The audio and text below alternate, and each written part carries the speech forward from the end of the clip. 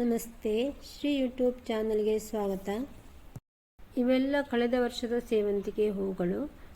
ಇದೇ ರೀತಿ ಚೆನ್ನಾಗಿ ಸೇವಂತಿಗೆ ಹೂವು ಆಗಬೇಕು ಅಂದರೆ ನನ್ನ ಹಿಂದಿನ ವಿಡಿಯೋದಲ್ಲಿ ಸಸಿಯನ್ನು ಯಾವ ರೀತಿ ಗ್ರೋ ಮಾಡಬೇಕು, ಯಾವ ಟೈಮಿಗೆ ನೆಡಬೇಕು ಮತ್ತು ರೀಪಾಟಿಂಗಿಗೆ ಯಾವ ರೀತಿ ಮಣ್ಣಿನ ಮಿಶ್ರಣವನ್ನು ಮಾಡಬೇಕು ಎಲ್ಲವನ್ನು ತಿಳಿಸಿದ್ದೆ. ಮತ್ತು ಅದರ ಕಾಲಕ್ಕೆ ಯಾವ ರೀತಿ ಅದಕ್ಕೆ ಗೊಬ್ಬರವನ್ನು ಹಾಕಬೇಕು ಅಂತಲೂ ಹೇಳಿ. ಸೇವಂತಿಗೆ ಗಿಡಕ್ಕೆ ಒಂದು ಆ್ಯಂಟ್ ಪೌಡ್ರಿಂದ ನಾವು ಸ್ಪ್ರೇ ಮಾಡೋದನ್ನು ನಾನು ತಿಳಿಸಿದ್ದೆ. ಆದರೆ ಅದು 8 ದಿನ ಮಾತ್ರ ಬರುತ್ತೆ, ಆಮೇಲೆ ಮತ್ತೆ ಆ ರೋಗಗಳು ಬರುತ್ತೆ. ಆದ್ದರಿಂದ ನಾನಿಲ್ಲಿ ಕೆಮಿಕಲ್ಸ್ ಗೊಬ್ಬರವನ್ನು ಯಾವ ರೀತಿ ಯಾವ ಪ್ರಮಾಣದಲ್ಲಿ ಹಾಕಬೇಕು, ಯಾವುದನ್ನು ಹಾಕಬೇಕು ಅಂತಲೂ ನಾನು ಇಲ್ಲಿ ತಿಳಿಸ್ತೀನಿ. ಕೆಲವು ಸಲ ಆರ್ಗ್ಯಾನಿಕ್ ಆಗಿರುವಂಥ ಕೆಲವು ಔಷಧವನ್ನು ನಾವು ಸ್ಪ್ರೇ ಮಾಡ್ತೀವಿ, ಆದರೆ ಮತ್ತೆ ರೋಗಗಳು ಬರುತ್ತೆ. ಆಗ ಗಿಡಗಳ ಗ್ರೋತು ಕಡಿಮೆ ಆಗುತ್ತೆ ಮತ್ತು ರೋಗಗಳಿಂದ ಗಿಡಗಳು ಹಾಳಾಗುತ್ತೆ. ಕೆಲವೊಂದು ಸಲ ನಮಗೆ ಪದೇ ಔಷಧವನ್ನು ಸ್ಪ್ರೇ ಮಾಡಲಿಕ್ಕೂ ಆಗಲ್ಲ. ಆಗ ನಾವು ಈ ರೀತಿಯಾಗಿ ಕೆಮಿಕಲ್ ಸ್ಪ್ರೇ ಮಾಡಲೇಬೇಕಾಗತ್ತೆ. ಕೆಮಿಕಲ್ಸ್ ಸ್ಪ್ರೇ ಮಾಡೋದ್ರಿಂದ ನಾವು 1-1.5 ತಿಂಗಳವರೆಗೂ ಏನು ಸ್ಪ್ರೇ ಮಾಡೋ ಅವಶ್ಯ ಇರಲ್ಲ.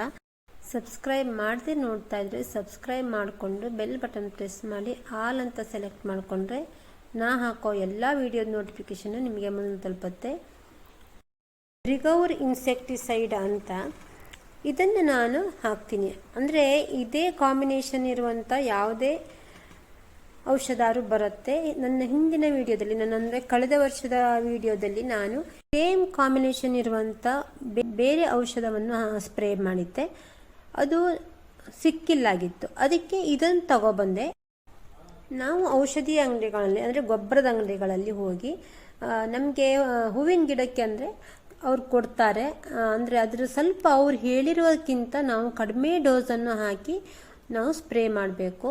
ಇಲ್ಲಿ ನಾನು 2 ಲೀಟ್ರ್ ನೀರಿಗೆ ಒಂದು 10 ಡ್ರಾಪ್ಸ್ ಮಾತ್ರ ಹಾಕ್ತೀನಿ. ಅದ್ರ ಜೊತೆಗೆ ನಾನು ಇಲ್ಲಿ NPK ಗೊಬ್ಬರವನ್ನು ಹಾಕ್ತೀನಿ. ಇದು ವಾಟರ್ ಸಾಲ್ಯುಬಲ್ ಫರ್ಟಿಲೈಸರ್ ಅಂತ, ಇದನ್ನು ಹಾಕ್ತೀನಿ. NPKಯನ್ನು ಹಾಕೋದ್ರಿಂದ ಗಿಡಗಳು ತುಂಬ ಚೆನ್ನಾಗಿ ಗ್ರೋತ್ ಆಗಿ ಬೆಳೆಯುತ್ತೆ. ಆಮೇಲೆ ಎಲೆಗಳೆಲ್ಲ ಕೊಳೆಯಲ್ಲ, ಅಷ್ಟು ಚೆನ್ನಾಗಿರುತ್ತೆ. ಎಲ್ಲ ಹೂ ಬಿಟ್ಟು ಮುಗಿಯೋವರೆಗೂ ಎಲೆ ತುಂಬ ಚೆನ್ನಾಗಿರುತ್ತೆ. ಈ ಗೊಬ್ಬರ ಅಂದರೆ ಹುಳುಗಳಿಗಲ್ಲ, ಗೊಬ್ಬರವನ್ನು ಹಾಕ್ಬೋದು ಅಥವಾ ನೀವು ಇನ್ಸೆಕ್ಟಿಸೈಡನ್ನು ಮಾತ್ರನಾರು ಹಾಕ್ಬೋದು.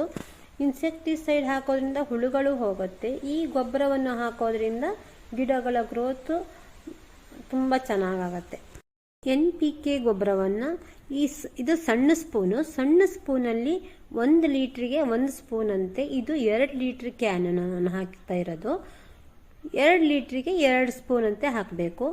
ನಿಮ್ಮಲ್ಲಿ ಏನಾದರೂ ಕಡಿಮೆ ಗಿಡ ಇದೆ ಅಂದರೆ ಅರ್ಧ ಲೀಟ್ರ್ ಅಷ್ಟು ಹಾಕ್ತೀರಾ ಅಂದರೆ ಅರ್ಧ ಲೀಟ್ರಿಗೆ ಅರ್ಧ ಸ್ಪೂನನ್ನು ಹಾಕಿ ಆಮೇಲೆ ಔಷಧವನ್ನು ಒಂದು 3 ಡ್ರಾಪ್ ಅಷ್ಟು ಮಾತ್ರ ಹಾಕಬೇಕು. ಗೊಬ್ಬರದ ಡೋಸು ಜಾಸ್ತಿ ಆದಾಗ ಗಿಡಗಳು ಹಾಳಾಗುತ್ತೆ. ಚೆನ್ನಾಗಾಗಿಲ್ಲ ಅಂದರೆ ನಾವು ಪದೇ ಅದಕ್ಕೆ ಮೇಲಿನ ಮೇಲೆ ಗೊಬ್ಬರ ಮತ್ತು ಔಷಧವನ್ನು ಸ್ಪ್ರೇ ಮಾಡಬಾರ್ದು. ಲೈಟಾಗಿ 15 ದಿನಕ್ಕೊಂದು ಸಲ ಈ ರೀತಿ ಸ್ಪ್ರೇಯನ್ನು ಮಾಡಬಹುದು. ಈ ರೀತಿ ಸರಿಯಾಗಿ ಶೇಕ್ ಮಾಡಿ ನಂತರ ಸ್ಪ್ರೇ ಮಾಡಬೇಕು.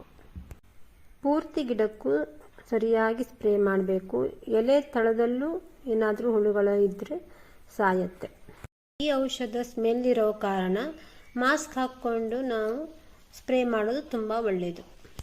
ಸೇವಂತಿಗೆ ಗಿಡಕ್ಕೆ ಏನಾದರೂ ನೀರು ತಗಲಿದ್ರೆ ಅದು ಪೂರ್ತಿಯಾಗಿ ಆರಿದ ನಂತರ ನಾವು ಸ್ಪ್ರೇ ಮಾಡಬೇಕು. ಇಲ್ಲ ಅಂದರೆ ಹುಳುಗಳು ಸಾಯಲ್ಲ. ಒಮ್ಮೆ ಬಿಸಿಲಿದೆ ಅಂದರೆ ಬೆಳಗ್ಗೆ ಅಥವಾ ಸಂಜೆ ಸ್ಪ್ರೇ ಮಾಡಬಹುದು.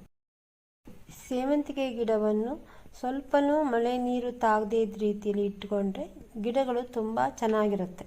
ನನ್ನ ಹಿಂದಿನ ವಿಡಿಯೋದಲ್ಲಿ ದಾಸವಾಳ, ಗುಲಾಬಿ, ಲೋಟಸ್ಸು, ಡೇರೆ ಎಲ್ಲವನ್ನು ಯಾವ ರೀತಿ ಬೆಳೆಸಬೇಕು ಎಲ್ಲವನ್ನು ಹಾಕಿದ್ದೆ. ಯಾರಾದರೂ ನೋಡಿಲ್ಲ ಅಂದರೆ ನೋಡಿ. ಮತ್ತು ಕೆಲವೊಂದು ಗಾರ್ಡನ್ ಟಿಪ್ಸನ್ನು ಹೇಳಿದ್ದೀನಿ.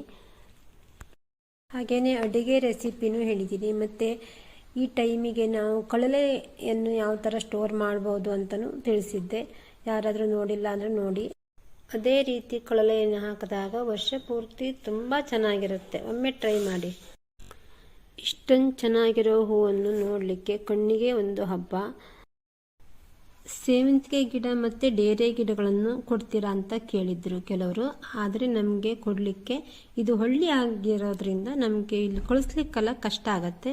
ಯಾರಾದರೂ ಹತ್ತಿರದವ್ರು ಯಾರಾದರೂ ಮನೆಗೆ ಬಂದರೆ ಆ ಟೈಮಿಗೆ ಇದ್ದರೆ ಕೊಡ್ತೀವಿ. ಈ ಟೈಮಿಗೆ ಸೇವಂತಿಗೆ ಮತ್ತು ಡೇರೆ ಎರಡೂ ಇರಲ್ಲ ನನ್ನ ಹತ್ರ. ಇಂತಹ ವಿಡಿಯೋವನ್ನು ನೋಡಲಿಕ್ಕೆ ನಮ್ಮ ಚಾನಲನ್ನು ಸಬ್ಸ್ಕ್ರೈಬ್ ಮಾಡಿಕೊಂಡು ಸಪೋರ್ಟ್ ಮಾಡಿ. ಈವರೆಗೆ ವಿಡಿಯೋವನ್ನು ಪೂರ್ತಿಯಾಗಿ ನೋಡಿದ್ದಕ್ಕೆ ಧನ್ಯವಾದಗಳು.